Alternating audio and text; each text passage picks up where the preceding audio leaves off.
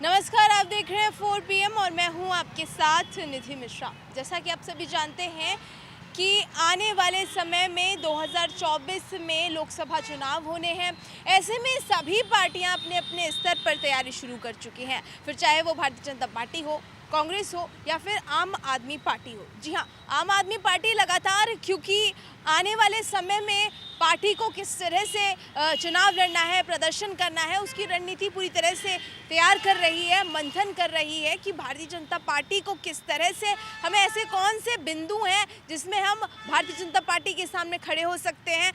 वहीं दूसरी तरफ कांग्रेस का भी प्रदर्शन लगातार देखने को मिल रहा है कि मंथन लगातार चालू है और जिस तरह से मंथन किया जा रहा है 2024 में जनता से जुड़ने की तैयारी। और ऐसे में राहुल गांधी ने क्योंकि खुद बताया है कि हमें नए सिरे से जनता से जुड़ना है, नए तरह से जनता से जुड़ना है। जिस तरह का पहले कांग्रेस पार्टी का जनता के साथ जो सामंजस्य बैठता था, अब नहीं बैठ पाता है, अब नहीं बैठ रहा है। उसके लिए तमाम तरीके की योजनाएं बनानी शुरू की हैं, तमाम तरीके के जो प्लान है वो बनाए जा रहे हैं। राहुल गांधी ने साफ तौर पर कहा है और ये भी देखा गया है कांग्रेस पार्टी में कि 50 साल से कम के जो युवा है, 50 साल से कम के जो नेता है, उनको कांग्रेस पार्टी में ज़्यादा तवज्जो दिया जाएगा इस बार। और ये तवज्जो युवा, क्योंकि यूथ हमेशा से ही आइकन रहा है और यूथ का क्योंकि लोग हमेशा से ध्यान रख रहे हैं, जहाँ पर यूथ की तमाम तरीके की जो समस्याएं हैं, चाहे वो बेरोजगारी हो, महंगाई हो, तमाम तरीके की समस्याओं को लेकर सभी पार्टियां भारतीय जनता पार्टी को निशाना बना रही हैं बेरोजगारी को लेकर। लेकिन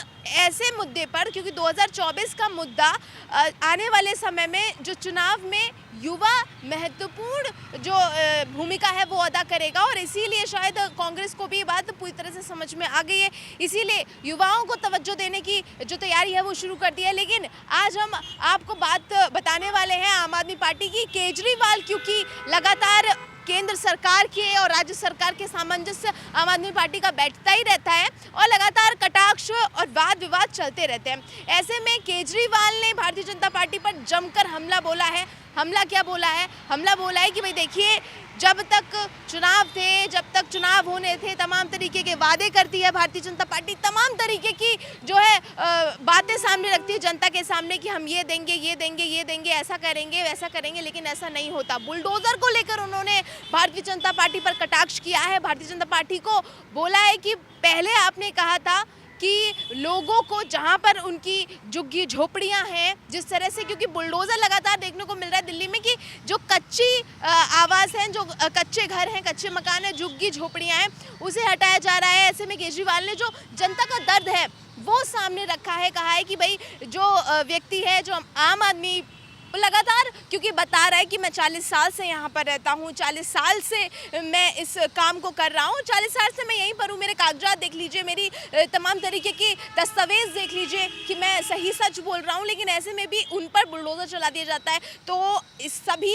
समस्याओं को देखते हुए केजरीवाल सामने आए हैं, भारतीय जनता पार्टी पर सवाल पूछे हैं और कई सारे सवाल पूछे हैं और आंकड़ों के साथ उन्होंने सवाल पूछे हैं कि जो झोपड़ी में, क्योंकि लगभग वो खुद बता रहे हैं कि 50 लाख से ज़्यादा लोग रहते हैं, करीब इतने घर बेघर हो गए हैं, इतने लोग परेशान हैं बुलडोज़र की वजह से। और यही भारतीय जनता पार्टी ने वादा किया था कि जहां आपका कच्चा मकान है, कच्चा घर है, वहां पर मालिकाना हक प्रदान करेंगे, जो कि भारतीय जनता पार्टी के द्वारा ही ये वादा किया गया था जनता से। और आज उन पर बुलडोज़र चलाया जा रहा है। ये दर्द केजरीवाल ने जनता का सुनकर सामने रखा है और ऐसे में भारतीय जनता पार्टी पर जमकर कटाक्ष किया है। क्या कहा है केजरीवाल ने, सुनवाते हैं आपको।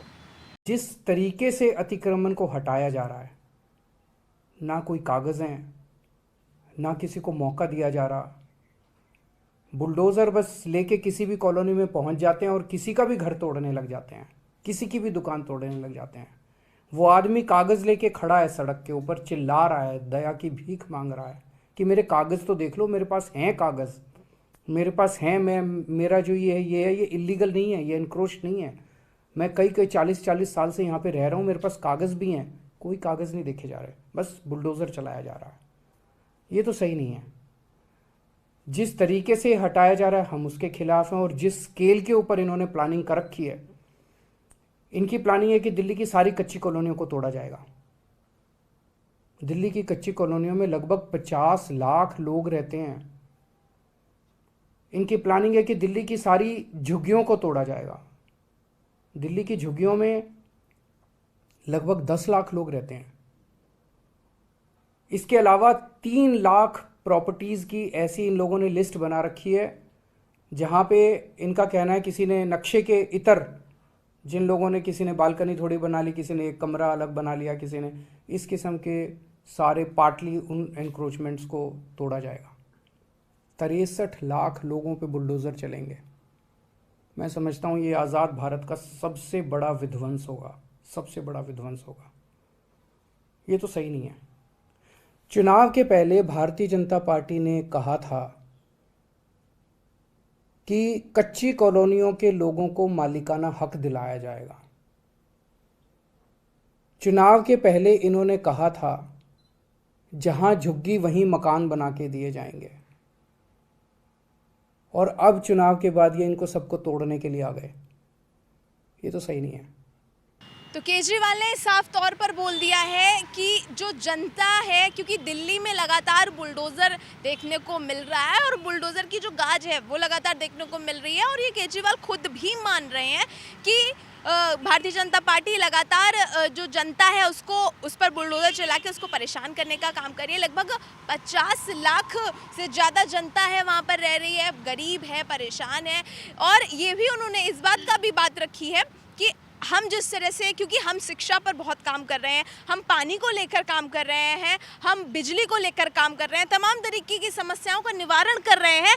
ऐसे में अगर भारतीय जनता पार्टी उन लोगों को नोटिस दे, उन लोगों से कहे, तो वो खुद अपनी चीज़ों को हटा लेंगे, अपने कच्चे मकानों को हटा लेंगे, जिस तरह से विवाद हो रहा है सड़कों पर उसे हटा लेंगे। इस तरह का जो है एक प्रस्ताव भी रखा है केजरीवाल ने सामने। लेकिन ये प्रस्ताव भारतीय जनता पार्टी को किस तरह से समझ में आता है? क्या बुलडोज़र चलाने की जो प्रक्रिया है वो मजबूती देगी भारतीय जनता पार्टी को, कि भारतीय जनता पार्टी की मजबूरी बन जाएगी? क्योंकि बुलडोज़र, हर विवाद, हर समस्या का समाधान क्या बुलडोज़र है? क्या हर समस्या का समाधान बुलडोज़र से ही निकाला जाएगा कि बिना नोटिस के, बिना कुछ बताए, या फिर बहुत सारे ऐसी चीज़ें हैं जिन पर बुलडोज़र चलना है? जिस तरह से इस चीज़ का भी विवाद सामने आया कि कई जगहों पर जिस तरह के घर बनाए जाते हैं, बालकनी का जो नक्शा है, बालकनी बाहर है, सीढ़ियाँ बाहर हैं, चबूतरे बाहर है, ऐसे कम से कम एक नहीं, दो नहीं, 65 लाख लोगों पर बुलडोज़र चलने की, लगभग 65 लाख लोगों पर